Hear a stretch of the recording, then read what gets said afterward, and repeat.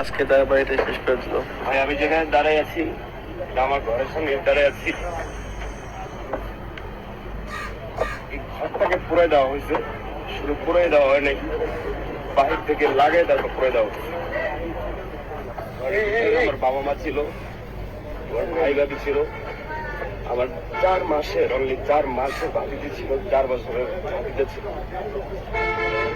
সবাইকে মারার প্ল্যান ছিল। আমার পরিবারের কেউই দরজা খুলে বের হতে পারে নাই। ঘরের বেড়া ভেঙে বের হয়ে বাকিদেরকে বের করা হয়েছে। পিছনে আপনার গেলে ফুটেজ পাবেন, হাঁস মুরগি সেটাও পুরাই দেওয়া হয়েছে। পিছনে একটা রান্নাঘর ছিল, সেটাও পুরাই দেওয়া হয়েছে। সমনই পুরাই দেওয়া হয়েছে। তো আমার শত্রু তো এখন আওয়ামী লীগ।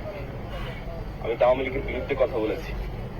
আমি তো ফ্রন্টে থেকে যুদ্ধ করেছি। আমি তো 32-এ বুলডোজারের উপরে দাঁড়িয়ে স্লোগান দিচ্ছি। এই সরকারকে আমি দোষারোপ করব এবং সেই সাথে বিচারও চাইব, এবং সেই সাথে এই সরকারের সাথেও আমি